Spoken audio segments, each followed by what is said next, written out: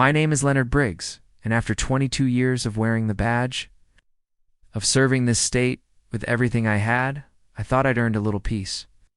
A quiet corner of the world where the most pressing issue wasn't a missing person or a robbery gone wrong, but maybe the proper way to prune a rose bush.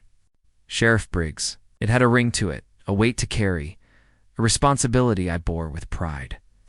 But now the weight was supposed to be lighter. The responsibility confined to mowing the lawn and keeping the squirrels out of the bird feeder. I'd put in my time, seen things no one should ever witness, and felt the crushing weight of justice on my shoulders more times than I cared to count. I wanted normalcy. A decent-sized yard and a quiet neighborhood on the outskirts of the city seemed like just the ticket. Somewhere I could fade into the background and simply exist. I envisioned evenings spent on the porch, sipping iced tea and watching the fireflies dance. Weekends dedicated to perfecting my barbecue ribs, maybe even joining a local bowling league. A simple life, well, earned. I found the perfect place, a charming, if slightly dated, colonial house with a sprawling oak tree in the front yard.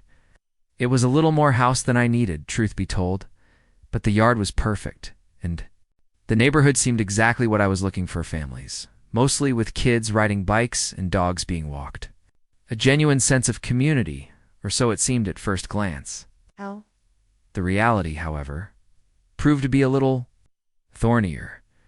I moved in on a Saturday, boxes stacked high, a U-Haul overflowing with the accumulated detritus of 2 decades in law enforcement, and a life lived on the move.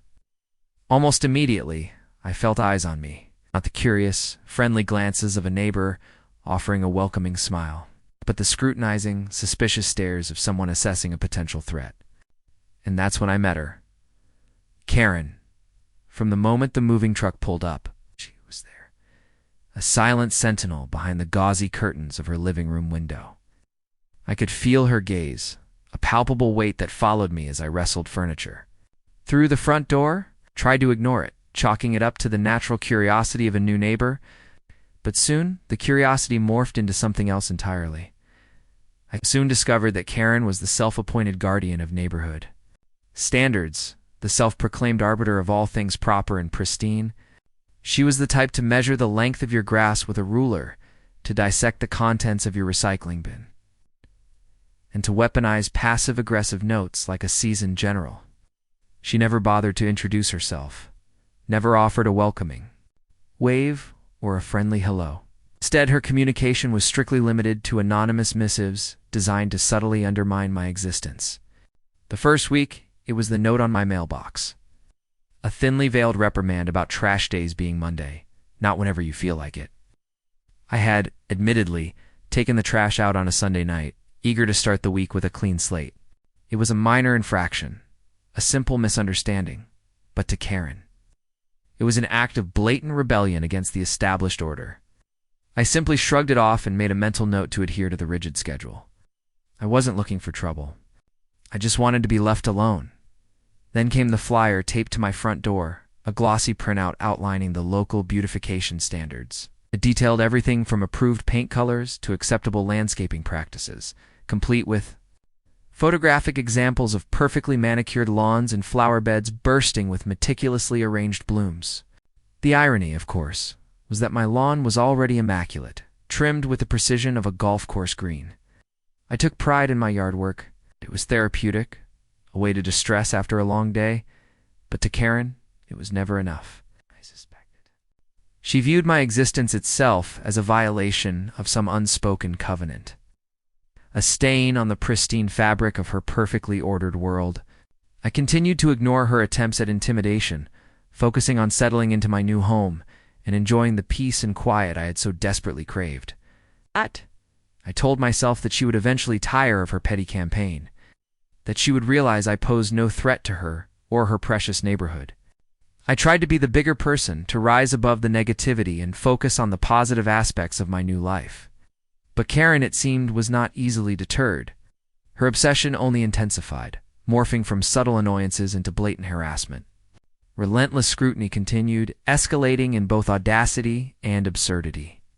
She began documenting my comings and goings, noting the times I left for work and when I returned home each evening.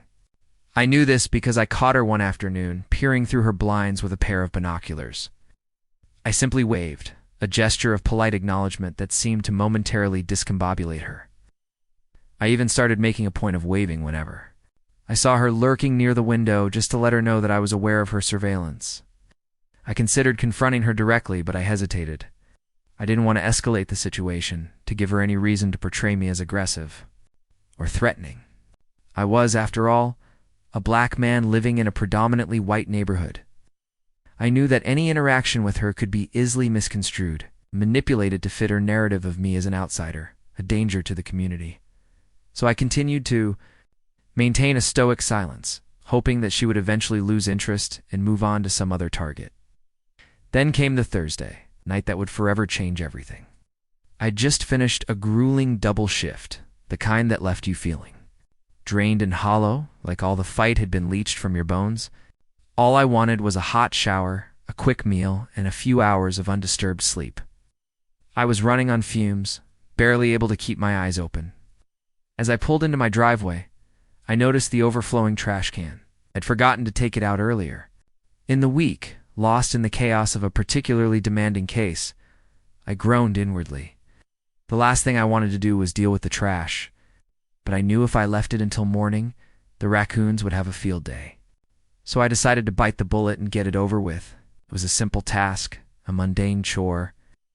I rolled the heavy can down the driveway, the wheels grinding against the asphalt in the preternatural quiet of the night.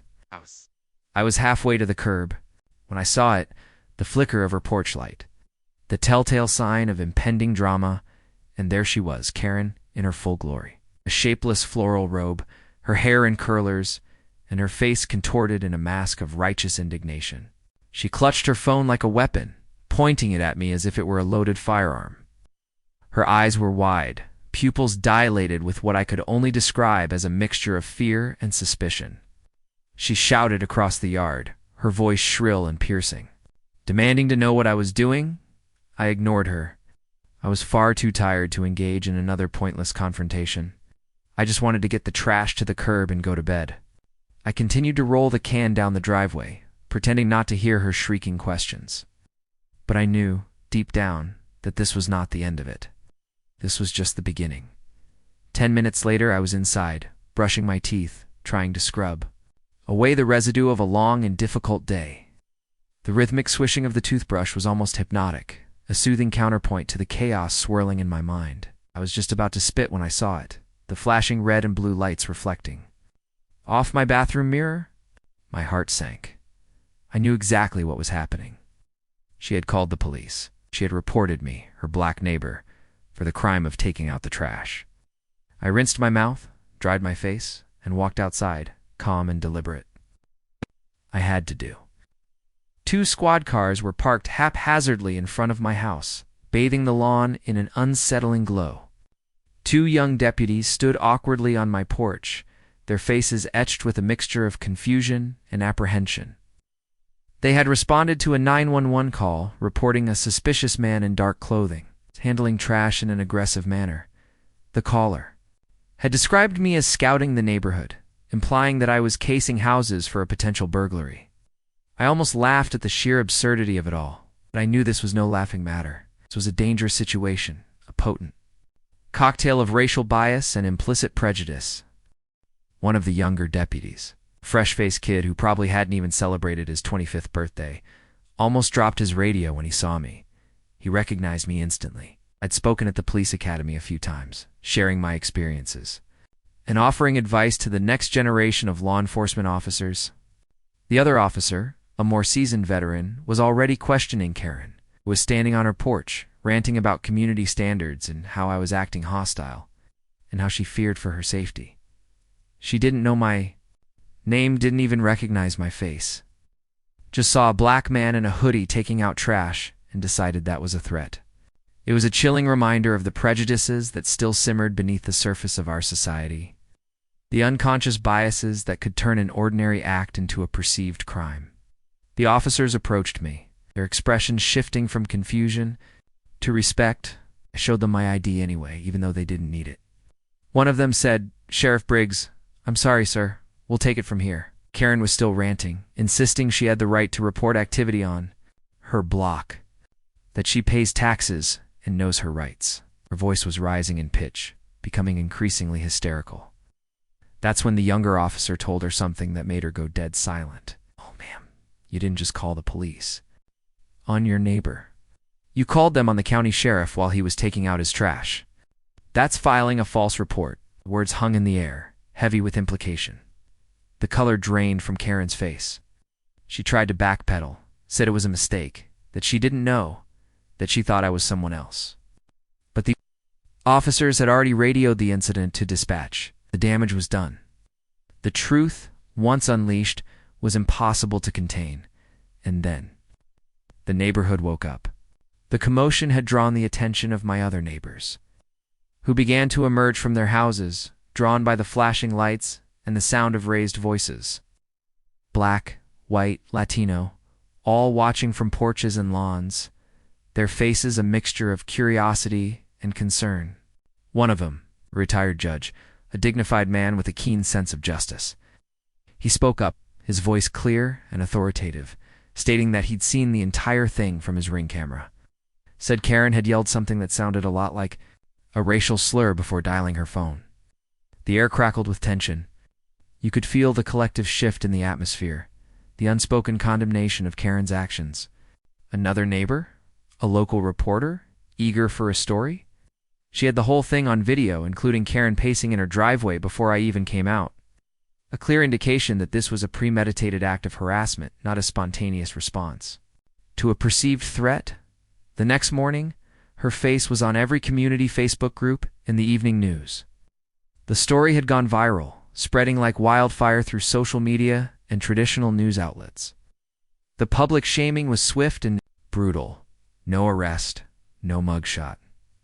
Just public disgrace. The consequences for her actions were immediate and devastating.